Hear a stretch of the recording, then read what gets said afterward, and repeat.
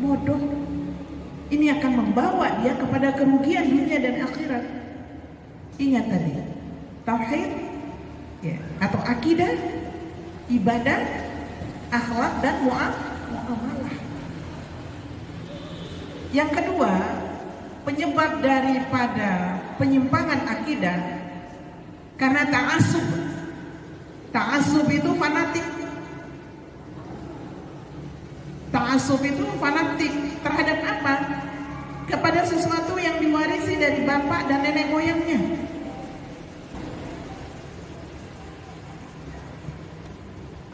Ini ta'assub nih bahaya. Sampai sekarang masih ada, masih dipelajari, masih terus dilakukan. Ya. Lama kelamaan ini akan mengancam akidah seseorang.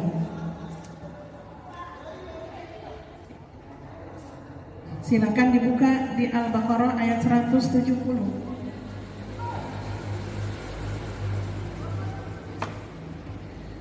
A'udzu billahi minasy syaithanir rajim. Wa idza qila lahum ittabi'u ma anzalallahu qalu bal nattabi'u ma alfayna 'alaihi aba'ana awalau kana aba'uhum la yaqiluna syai'an wa la yahtadun. Allah berfirman di dalam Al-Baqarah ayat 170. Dan apabila dikatakan kepada mereka, ikutilah apa yang telah diturunkan Allah, mereka menjawab, tidak, kami mengikuti apa yang kami dapati pada nenek moyang kami, karena mereka telah melakukannya, padahal nenek moyang mereka itu tidak mengetahui apapun dan tidak mendapat petunjuk. Tidak mau mengikuti apa yang sudah ditetapkan oleh Allah. Dia hanya mengikuti apa yang telah dilakukan oleh nenek moyangnya.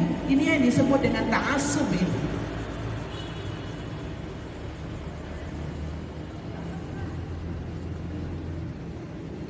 Banyak hal yang dilakukan oleh manusia, karena itu telah dilakukan oleh nenek moyang mereka. Apa yang paling sering dilakukan? Ini berhubungan dengan adat istiadat. Ya, antara waktu teduh. Banyak adat istiadat. Di daerah-daerah tertentu banyak adat istiadat yang mengancam akidah sampai kepada hewan, sampai kepada kotoran hewan. Ini yang dilakukan oleh nenek moyang kami. Inilah bentuk bantahan mereka yang sekaligus menjadi bahaya bagi akidah diri mereka sendiri. Kalau mau mendaki sebuah gunung, harus ada ritual tertentu. Karena gunung itu ada penunggunya. Kalau tidak dilakukan akan begini, akan begitu. Allah lah yang telah menciptakan gunung itu. Allah pula yang menjaganya, Allah pula yang menundukkannya. Bukan siapa, bukan oleh siapa, dan bukan karena apa dan mengapa, bukan. Ini mengancam akidah. Ta'assub. Yang ketiga yang bisa mengancam pembelokan akidah, penyimpangan akidah adalah taklid buta.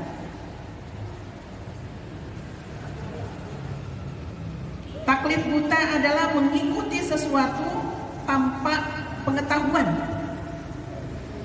Mengambil pendapat manusia dalam masalah akidah tanpa mengetahui dalilnya, tanpa menyelidiki sejauh mana kebenarannya.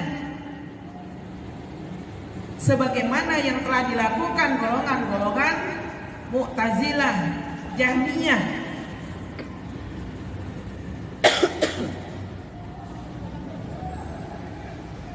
Mereka bertaklid kepada orang-orang sebelum mereka daripada imam yang sesat, sehingga mereka juga sesat, jauh dari akidah yang sahih. taklid buta, hanya mencontoh. Ya. Apa yang dilakukan? Misal kalau kita kembali kepada yang kedua tadi, bisa jadi itu menjadi contoh. Ini sering dilakukan oleh nenek moyang kita dulu. Kalau masalah akidah, udah ini dari nenek moyangnya dulu, dari imam-imamnya dulu.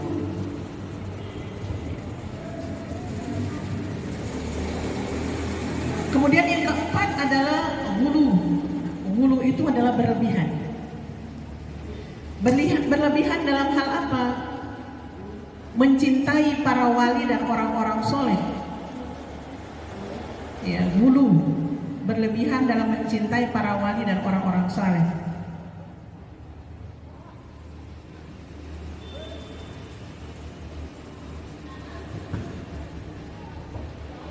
Nah, ini berlebihan maksudnya apa? Rasa hormat, rasa patuh mereka berlebihan, ya. Meletakkan pada derajat yang tidak semestinya, ya. Sehingga karena berlebihannya, karena hulunya, mereka meyakini bahwa pada diri beliau-beliau itu tidak mampu melakukan segala sesuatu itu kecuali hanya beliau saja. Gimana Allah? Dalam hal apa? Baik berupa mendatangkan kemanfaatan maupun menolak kemudaratan. Juga menjadikan para wali itu sebagai perantara antara Allah dan makhluknya. Sehingga mereka menyembah para wali tersebut bukan menyembah Allah.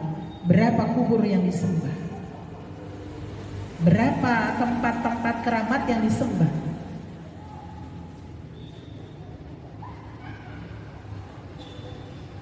Mereka bertakarrub kepada kuburan para wali dengan hewan kurban, dengan bernazar, dengan doa, dengan istighosa, meminta pertolongan. Ya.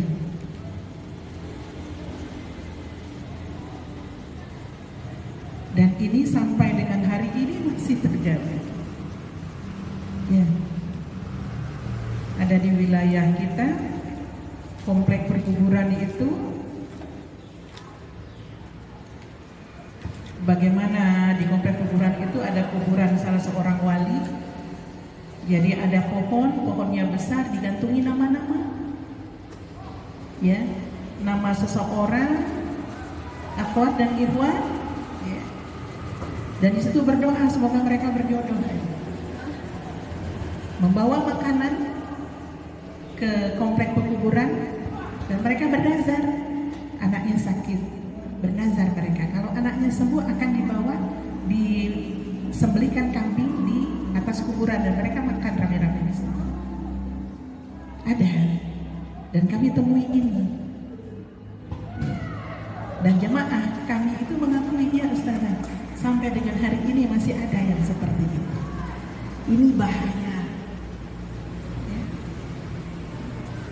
Yang lebih bahaya lagi, mohon maaf,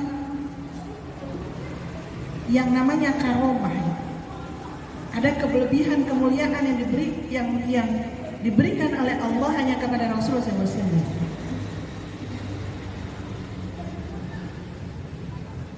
Rasulullah SAW bekas air wudhunya itu diminum menjadi obat. Nah, orang sekarang itu saking hulunya terhadap kiainya, ya, terhadap dianggapnya wali, imam-imamnya, pemimpin mereka itu luar biasa. Ini habis minum tuh harus diminum, bekas makannya. Ini menggoyangkan, membuat akidah seorang itu menjadi goyah. Hanya Allah. Mengapa dikatakan akidah? Mengapa dikatakan ini areal yang bisa menjadikan akidah kita menjadi goyah? Karena kurangnya kepercayaan, na'udzubillah min dzalik, keimanan kita kepada Allah. Tidaklah seorang itu dikatakan wali oleh mereka di antara mereka. Mereka menganggap yang namanya wali Allah itu bisa berjalan di atas air, ya. Ada karomah, kelebihan-kelebihan tertentu. Padahal yang namanya wali Allah dalam Al-Quran itu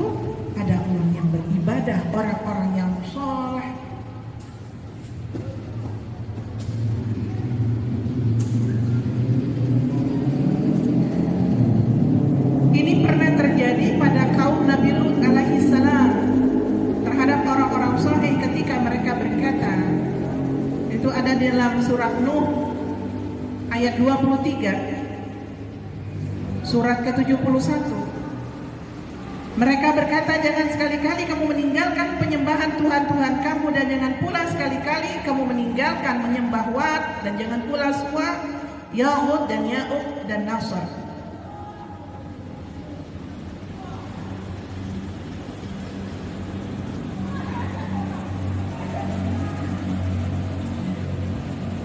Saudara-saudaraku yang telah dirahmati Allah, saya tadi pernah mengatakan tidaklah sempurna iman seseorang, keyakinan seseorang, akidah seseorang atau iman seseorang kalau hanya sampai pada dirinya saja mempelajari tanpa dia paham, tanpa dia mengamalkan, tanpa dia ajarkan kepada orang lain.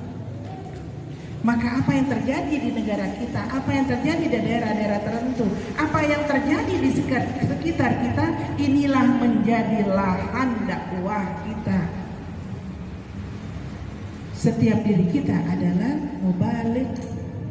Mana dasarnya? Balighu anni walau ayat. Kita ini penyampai. Ada tanggung jawab pada diri kita sebagai hamba Allah, sebagai umat Rasul SAW yang menyatakan dirinya. Apa yang dinyatakan oleh Allah, apa yang difirmankan oleh Allah, innamal mu'minuna ikhwah, bahwa orang mukmin itu bersaudara. Tapi apa ketika kita melihat saudara kita melakukan penyimpangan yang sudah masuk pada area akidah, tenang saja, itu bukan urusan saya. Besok kita akan diminta tanggung jawabnya oleh Allah. Sebagai seorang mukmin, sebagai orang yang bersaudara, mana bukti persaudaraanmu? Ketika engkau melihat saudaramu lalai, ketika engkau melihat saudaramu hulu, ketika engkau melihat saudaramu melakukan penyimpangan akidah, kamu tetap tidur dengan nyenyak.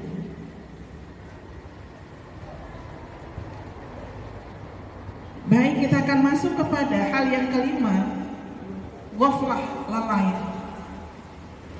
Yang tadi hulu itu berlebihan, itu yang keempat. Yang kelima adalah ghaflah.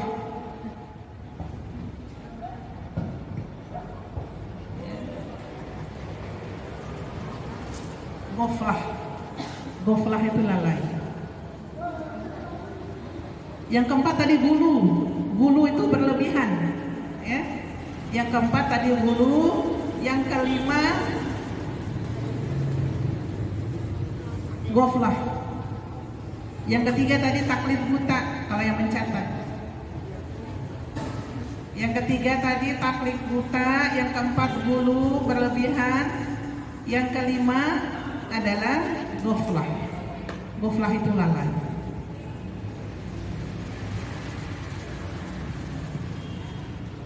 Lalainya dalam hal apa kita lalai? Terhadap perenungan ayat-ayat Allah, baik ayat kauniyah maupun ayat Qur'aniyah, kita lalai.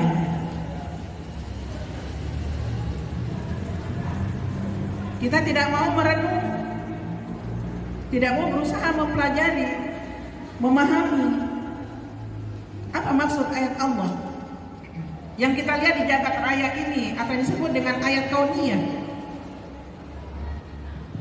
dan ayat-ayat Allah yang tertuang di dalam Al-Quran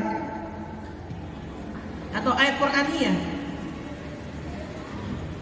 Di samping itu kita juga terbuai dengan hasil-hasil teknologi, sampai pada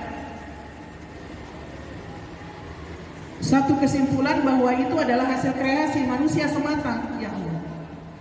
Karena manusia itu menjadi pintar kecuali atas izin Allah, kecuali atas kemampuan yang diberikan oleh Allah. Sehingga mereka itu mengagung-agungkan manusia. Ini mengagungkan awalnya karena mereka tidak mau mempelajari ayat Allah.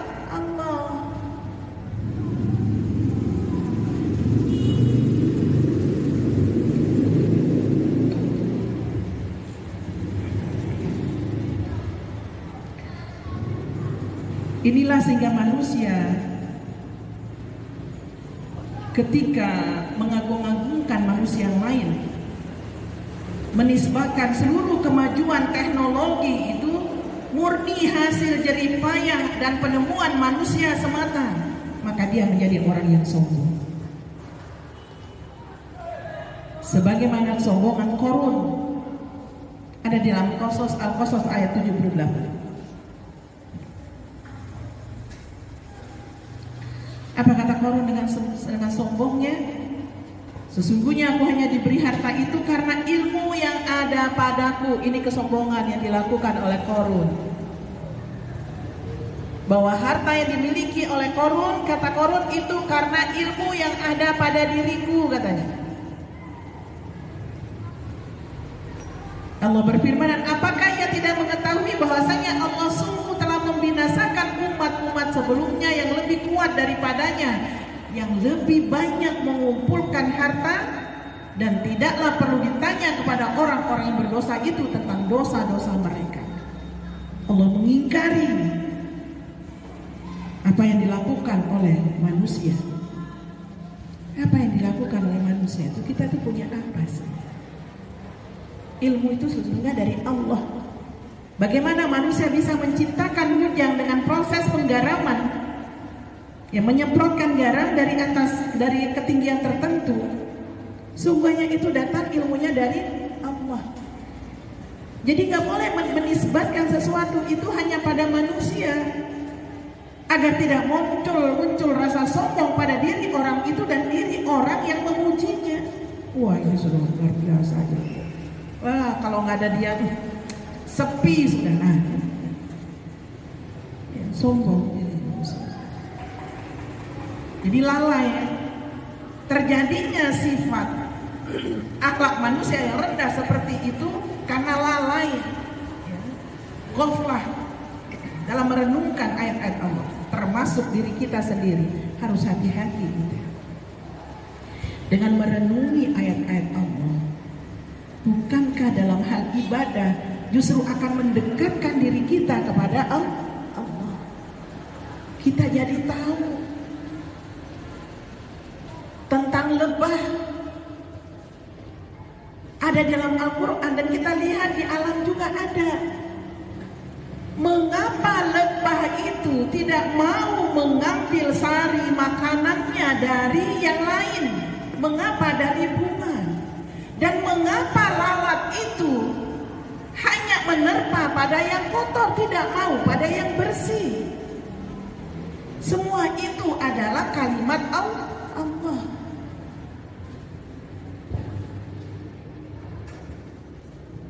Termasuk di dalamnya, saya ulangi lagi, ketika kita sholat, coba kita sudah merenungkan tidak bagaimana Al-Fatihah yang kita baca 17 kali sehari semalam dalam 17 rakaat kita, ditambah dengan tahajud kita, ditambah dengan qobliyah kita, ba'diyah kita, ditambah dengan doa kita. Sudah tidak kita berusaha memahami ayat Allah, kita merenungi ayat Allah yang ada di dalam Al-Fatihah itu? Ini akan menambah kehusuan kita.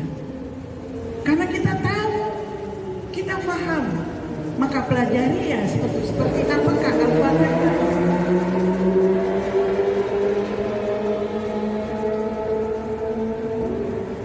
Ada ulama yang membuat tafsir Al-Fatihah itu dalam sebuah buku Samudra Al-Fatihah. Betul-betul dikupas seperti apakah Al-Fatihah ini. Bagaimana dengan kita? Ketika kita membaca surat-surat pendek, berusahalah kita memahaminya, berusahalah kita merenungkan agar kita menjauhkan diri kita kalau itu termasuk pada hal larangan Allah. Contoh, A'udzubillahi minasyaitonir rajim. Ya ayyuhalladzina amanu la tubtilu shadaqatikum bil manni wal adza kalladzi yunfiqu malahu ri'a'an nasi wa la yu'minu billahi wal yawmil akhir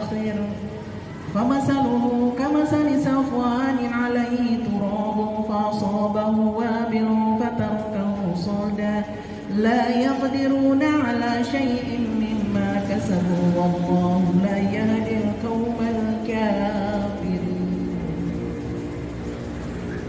Ya ayyuhalladzina amanu, wahai orang-orang yang beriman, la tubtilu shadaqatikum, jangan kamu batalkan pahala sedekahmu dengan cara kamu menyebut-nyebutnya. Sama seperti orang yang riya dan tidak beriman kepada hari akhir. Maka bentuk pahala kebaikan yang kita lakukan, kata Allah, Allah samakan seperti debu berada di atas batu. Ketika malam hari turun hujan yang deras, habislah debu itu, hilang licin batu itu.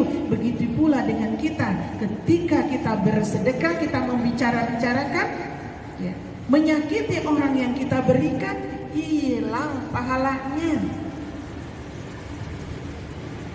Inilah salah satu contoh kecil bagaimana kita harus merenungi ayat-ayat Allah ini, agar kita tidak menjadi orang yang lalai ketika kita melihat senja, atau ketika kemarin ketika bulan terjadi gerhana, apa yang kita lakukan? Bagaimana tuntunan Rasul SAW? Sholat, bersedekah, banyak beristighfar. Sudah tidak kita lakukan itu? Sudah tidak kita memahami? Wailul lil mutaffifin, celaka orang yang berjual beli. Ketika dia membeli, dia minta timbangan sempurna, tetapi ketika dia menjual, dia menguranginya. Wail, neraka jahanam. Inilah gunanya perenungan ini, agar akidah kita menjadi kuat, agar akidah kita menjadi kokoh. Masih waktunya?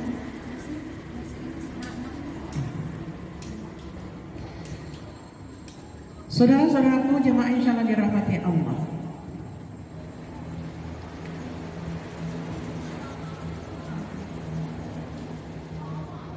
Yang berikutnya, yang menyebabkan hal-hal yang menyebabkan akidah kita bisa menyimpang, kosongnya rumah dari ajaran Islam, kosongnya rumah tangga sekarang ini dari ajaran Islam, ajaran-ajaran menurut Islam, ya, pembiasaan-pembiasaan Islam.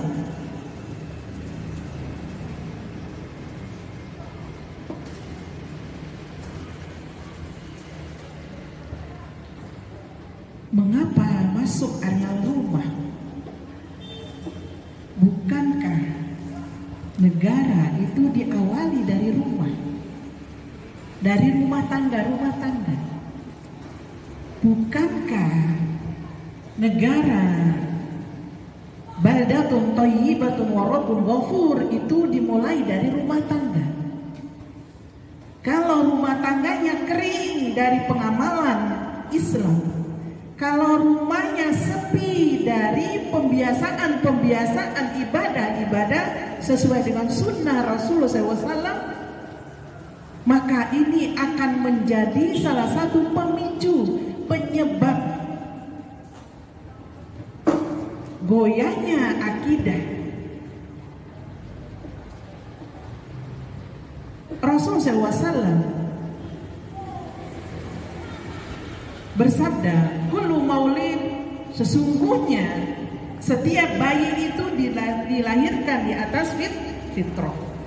Maka kedua orang tuanya lah yang kemudian membuatnya menjadi Yahudi atau Nasara atau Majusi. Orang tuanya lah yang akan mendidik dia, membuat dia menjadi Yahudi, Nasara atau Majusi. Artinya didikan orang tua ini menentukan kualitas.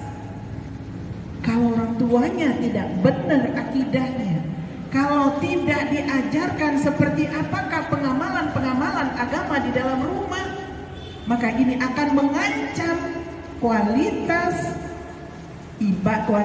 akidah generasi berikutnya, dan ini bahaya.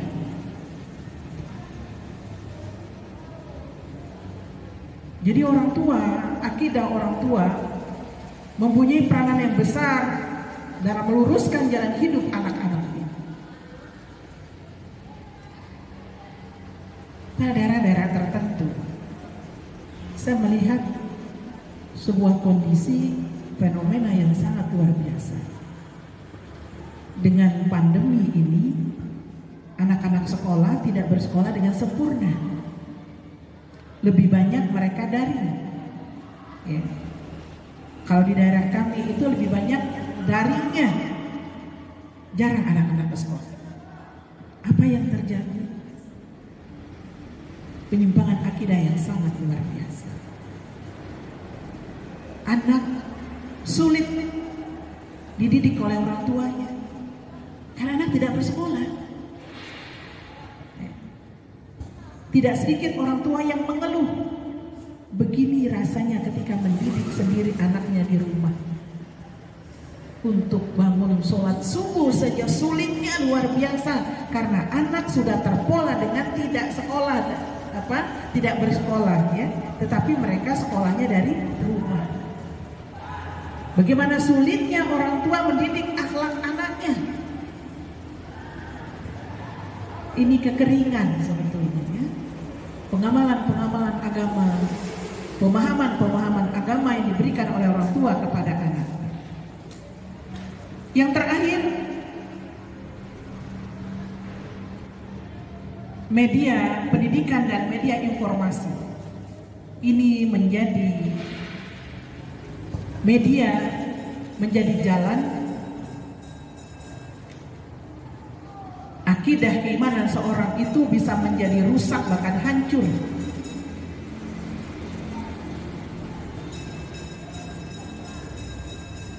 Media pendidikan yang tidak berdasarkan pada norma-norma agama, keringnya muatan-muatan agama di dalam proses pendidikan. Ya. Media informasi ini lebih-lebih lagi. Kalau kita tidak bisa bijaksana menjadi orang tua dalam mendidik anak-anak kita, maka tinggal kita melihat, menunggu hasil 10 tahun, 20 tahun ke depan, kita akan melihat generasi-generasi yang hancur, rusak, karena mereka lebih berkiblat kepada media. Anak umur 5 bulan, 6 bulan agar bisa diam, tenang, dikasih HP, ya. Apalagi 8 bulan, pokoknya bisa melihat, bisa paham, bisa tahu tentang warna-warni, anak akan diam, ya. Belum lagi televisi. Nah, ini adalah hal-hal yang bisa menjadi penyimpang, ya, media terjadinya penyimpangan akidah. Solusinya apa? Apa solusinya? Bagaimana cara kita menanggulangi? Bagaimana cara kita menyelesaikan? Apa yang harus kita lakukan terhadap penyimpangan akidah? Yang pertama, kembali kepada Al-Quran dan As-Sunnah untuk mengambil akidah yang sahih. Sebagaimana ulama-ulama terdahulu, sebagaimana salafus saleh mengambil akidah dari keduanya, yaitu Al-Quran dan As-Sunnah, hadis yang sahih.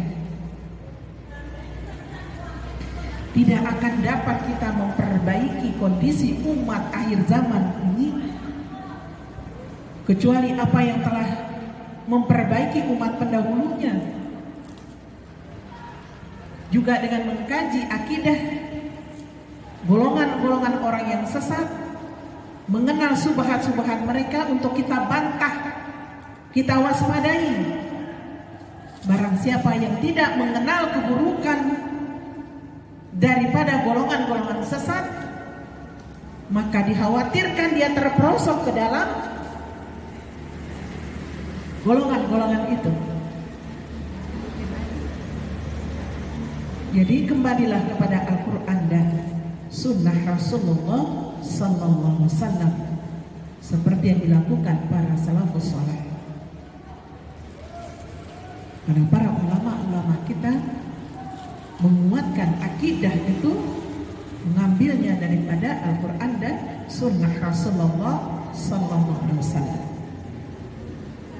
Ini menjadi wajib, menjadi hal yang penting, yang menjadi hal utama. Segala sesuatu itu kembalikan kepada Al-Quran. Yang kedua,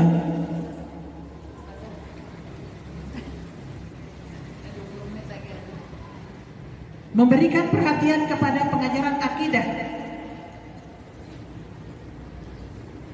memberikan jam pelajaran, porsi jam pelajaran yang cukup, ya. Kemudian mengadakan evaluasi yang ketat terhadap pembelajaran akidah.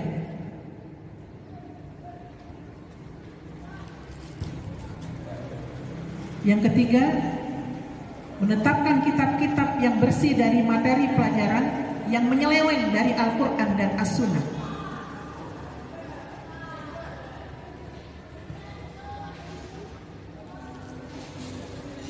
Yang terakhir, menyebarkan para mubaligh-mubalighah dalam meluruskan akidah umat Islam dengan mengajarkan akidah yang sahih dan menolak akidah yang batil. Allahu a'lam bishawab. Dengan adanya para mubaligh-mubalighah yang meluruskan akidah, dengan ini diharapkan bahwa keislaman umat akhir zaman ini akan menjadi lebih sempurna. Karena sejatinya apa yang difirmankan oleh Allah, jangan pernah wala tamutunna illa wa antum muslimun. Keislaman seperti apa yang akan kita bawa menghadap kepada Allah di akhir hayat kita. Demikianlah jamaah rahimakumullah materi kita tentang akidah. Semoga ini bisa merefresh kembali pemahaman kita terhadap akidah, meningkatkan kualitas pemahaman kita terhadap akidah, menjadikan ghirah serta semangat kita untuk selalu menyempurnakan keimanan kita, memperbaiki kualitasnya. Semoga Allah memberikan kita kekuatan, kesabaran. Ada sesi tanya jawab karena waktu maghrib tinggal 15 menit. Baik, jamaah rahimahullah, insya Allah masih ada pertemuan yang berikutnya insya Allah. Nanti kalau ada yang bertanya, dicatat saja pertanyaannya, silakan dicek lewat WhatsApp boleh. Nanti ada nomor di Mbak Ayu agar kajian kita ini menjadi lebih bagus kualitasnya. Mudah-mudahan ada manfaatnya. Assalamualaikum warahmatullahi wabarakatuh. Mari kita menutup kajian kita dengan membaca kafaratul majlis. Subhanakallahumma wa bihamdika asyhadu an la ilaha illa anta astaghfiruka wa atubu ilaik. Amin amin. Sekali lagi, assalamualaikum warahmatullahi wabarakatuh.